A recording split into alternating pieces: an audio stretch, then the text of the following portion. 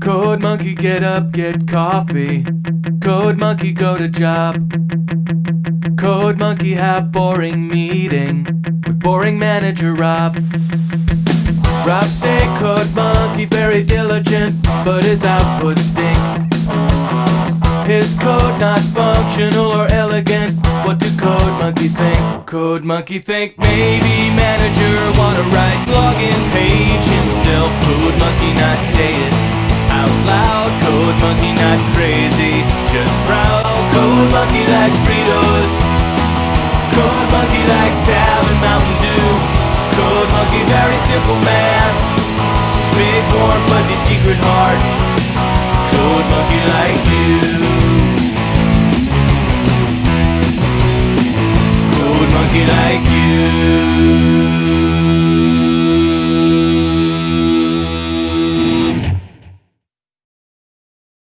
What's new, Dino Dudes? It's me, the Media Raptor, and welcome to the first ever Media Raptor double feature review. Yeah, essentially, I got two movies tonight that are kind of similar enough that I feel like I should just do them both at once, save myself making another video, and give you guys two reviews for the price of one. As such, these will be much shorter and more quicker, not as concise, but I hope you at least enjoy them.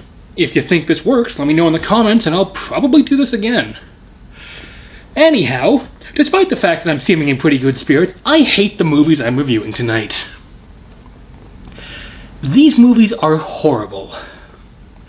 I'm reviewing the 2017 try-hard horror film Escape Room, as well as the extremely try-hard, needlessly over-the-top Last House on the Left from 2009. So, let's start with Last House on the Left.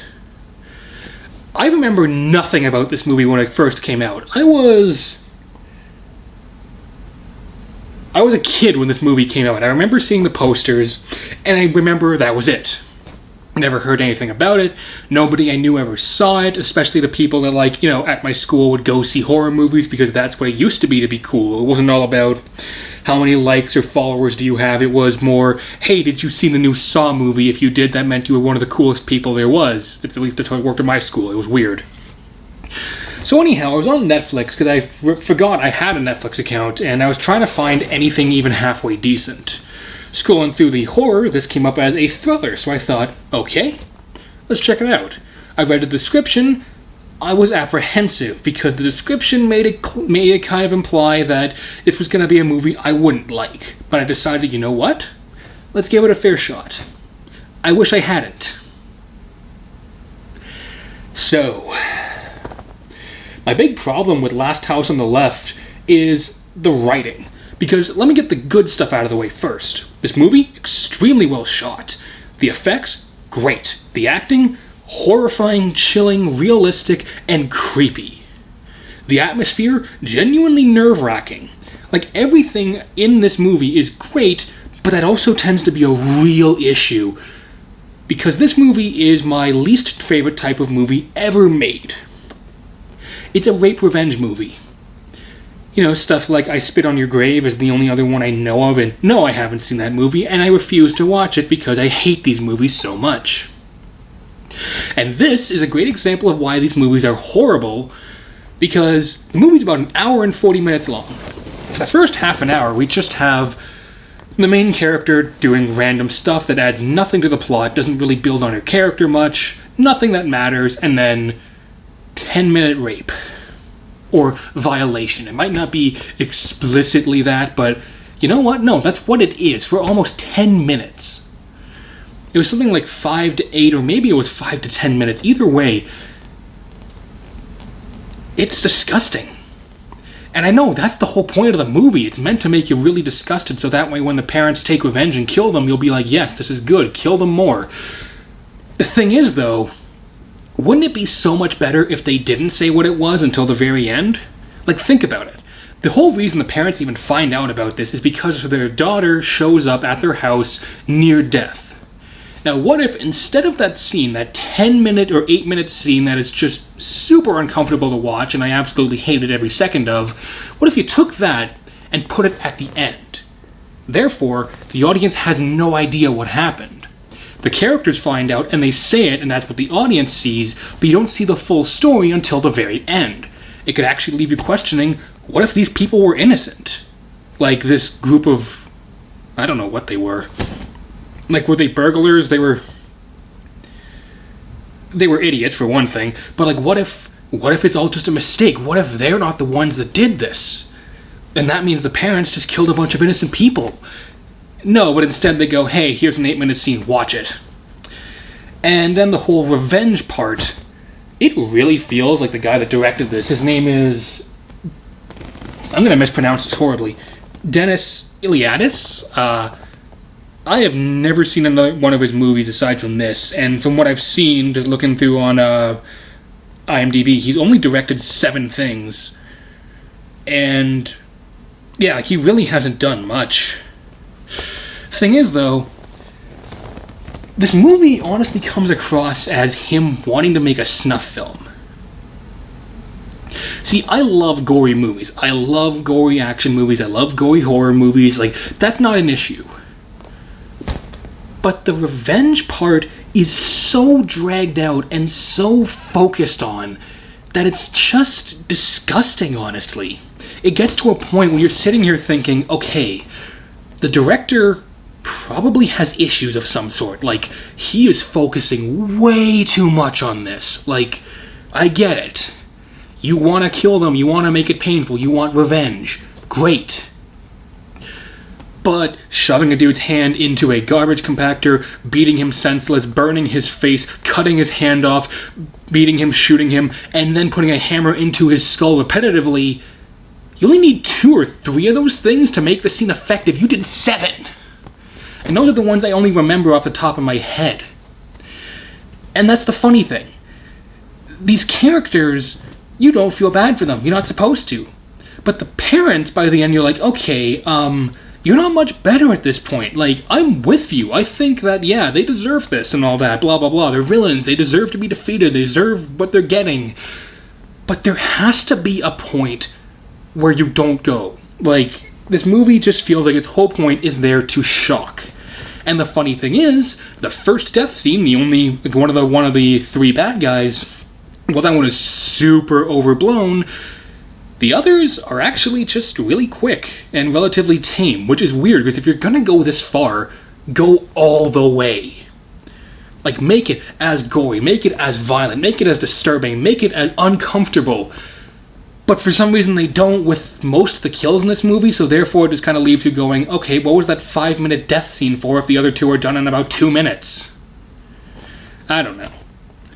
I hated this movie, but the thing is, though, it's very well shot, it's very well framed, it's very well structured, very well edited. The pacing is pretty bad, though. Like, it does take, like, nearly 40 minutes for anything really to happen of note to the plot. But technically, this is a very competent movie. Technically speaking, it's very well shot. The atmosphere is genuinely unsettling. Some of the camera movements are great. The characters, well, the actors are actually great, working off of each other by constantly giving this, they don't know each other, so what does that mean? You always feel on edge, like, are the bad guys going to do something, or are they not? And to their credit, there is one character in here I felt bad for and genuinely liked, which was Justin, who is the son or nephew of one of the bad guys. And it's clear he wants nothing to do with this, but he has no real choice. We don't really get his whole backstory, and I think it's better off that we don't. But I feel bad for the dude. Overall, I feel like this director can do better. I feel like these actors could be in a much better movie. Because I looked it up on IMDb, I don't know any of them from anything. So, yeah. I know it's a remake, I have not seen the original and don't plan on it. Overall, really 1.5 Raptor claws out of 4. I just can't really get into it. You know, this is not a movie I could enjoy. And it's not one I can recommend either. Not just because of, you know, the mature subject matter, but because there is a point when gore for gore's sake gets to a point when even a gorehound will say, okay, you need to stop. It almost feels fetishistic at this point.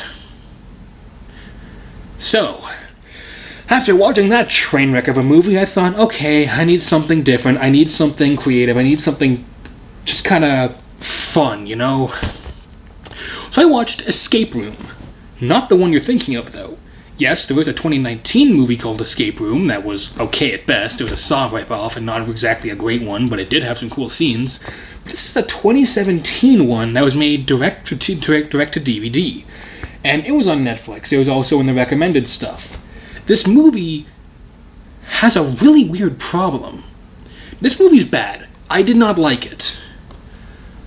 Again, just because of the writing. These two movies are really good proof that you can't build a movie off nothing but kills and creative imagery. You need a story, otherwise people won't want to watch. And the funny thing is, my biggest issue is the characters. See, the whole plot is there's these 6 friends who go to an escape room. Well, there's 7. And one of them gets kidnapped or something, and they know you have 1 hour to save her, essentially. Okay, but these escape room, it's very much like Saw, in the sense that if you make a mistake, you'll die, and even if you do figure it out, you're gonna have to shed blood or something to get through. The funny thing is, the characters, I hate all of them, because they started out really strong. Our main 6 characters all begin very much fleshed out, like enough that you can just go, oh, okay, that's this guy, this is their relationship, blah, blah, blah. And the thing is, the whole point of this movie is it's meant to be this slow decline as they go through this escape room, mentally and physically going insane, turning on each other, like getting to a point when none of them are the characters we started with. That's a great idea. I think actually an escape room would be the best place to do this, especially with the time limit and with a character at stake. This is like the best way to do this kind of movie. The issue is, the decline from decent people to unlikable assholes is about as fast as Anakin Skywalker in Revenge of the Sith. Like, there is nothing in this movie that really explains why they turn like this. The idea is, yes, they're on a time limit, blah, blah, blah, but they don't build that in enough, and it gets to the point that when 2 of the characters die, the main character just becomes completely unlikable. And I get it, though that is kind of understandable because, his sister dies, spoiler. And his girlfriend or wife is, at risk of being killed. But then throughout the movie, he starts to go more and more insane to the point when he's willing to kill his own friends and believes in the end that his girlfriend or wife was completely responsible for everything that happened. So, I'm just going to spoil the ending because I really hated this ending. It gets to the point when he's strapped to a chair and he sees her in a cage and they both have buttons they can't see saying, save me, save her, or in her case, save me, save him. And he's trying to get her to admit that this was all her fault, that somehow she knew this was going to happen, and everyone that's died is because of her, and blah blah blah.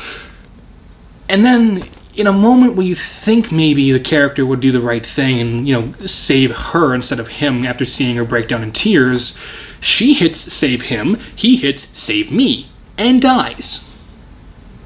And then the movie ends with her completely naked, running around, getting a phone call from the villain who we know nothing about, never shows up in the entire movie, and then the movie ends.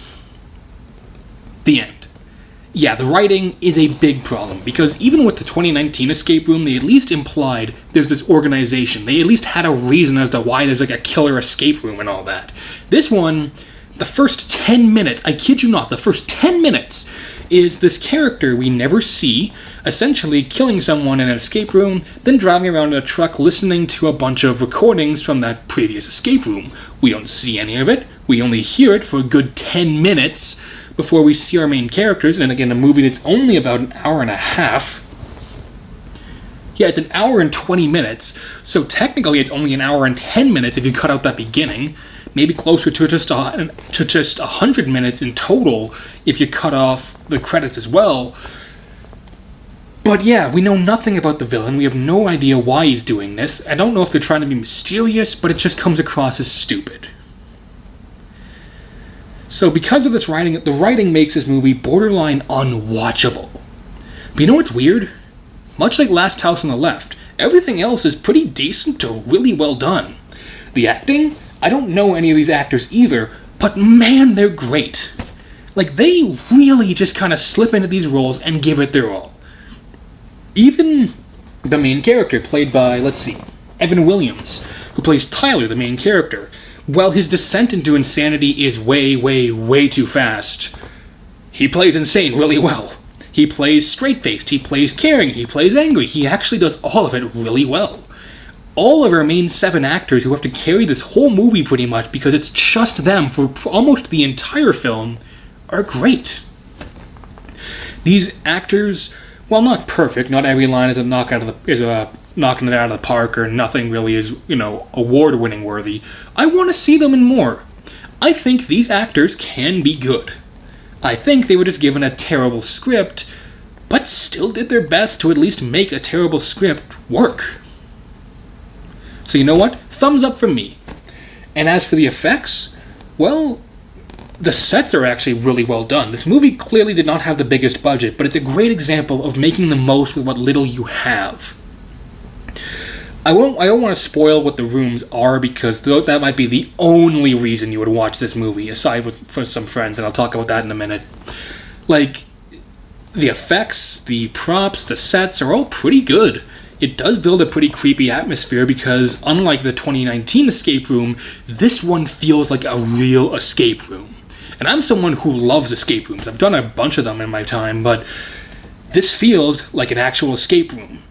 And if it was played more as that, as just an escape room, which is kind of what they set it up as, it's just this, hidden escape room you have to solve a puzzle to get invited to, but then it ends up killing you, that's a creepy idea because, well, the movie really sets it up as nobody knows why they're here. They know why they're there. Nobody knows where they are. Nobody knows how they got there because of a scene earlier. Like, all of it's really clever. It's just too bad the writing completely ruins the movie. Camera work is actually pretty solid. The blocking and framing is really good because, again, with these sets, though, it's clear they didn't have a whole lot of space to move around or do stuff with, and the fact that they pull off as much as they did with what they had is certainly commendable. But it's still a bad movie. Borderline unwatchable at times, and in the end, when everyone's dead, aside from, I think her name was Natasha. Aside from Natasha, who ends up naked and running around, there's nothing really to keep you entertained. There's nothing to make you want to watch this movie. However, I can recommend this one only if you're watching it with friends and you're making fun of it. Pretty much, again, I'm giving this a 1.5 Raptor claws out of 4. It's a great idea, great concept, and some pretty good technical stuff there, and some decent acting. But much like Last House on the Left, the writing completely kills it. But this is one I could say, hey, you know what? Watch it with some friends. Have a couple drinks, make a lot of jokes. Maybe you'll get some enjoyment out of it. But overall, these were 2 movies I really wish I didn't see. And if there was some sort of way that I could just undo having watched them, I'd gladly take that. Because here's the thing, you might say, if you hated these movies so much, why didn't you just walk away from them? Because I haven't done that in almost a decade now. So, yeah, I don't want to, because if a movie makes me walk away, it has to have something so unbelievably atrocious that I cannot stand it. These movies weren't that. They were terrible. I hated Last House on the Left much more than Escape Room. But that's all they are. Just bad movies. This whole thing just kind of left a really sour taste in my mouth, so I'm gonna go listen to some music and play some Oddworld Stranger's Wrath and just try and forget about this. I know I said I wasn't going to do more Thomas and Friends reviews for a long while, but the next one might be a Thomas and Friends review, because I need something easy to make fun of now. These movies just put me in a really bad mood. So with all that being said, thank you all for watching. If you guys enjoyed it, well, leave a like down below, leave a comment down below, and until next time, this has been the Media Raptor, as always, saying keep cool, and I will see all you dino dudes around. Later. These movies sucked.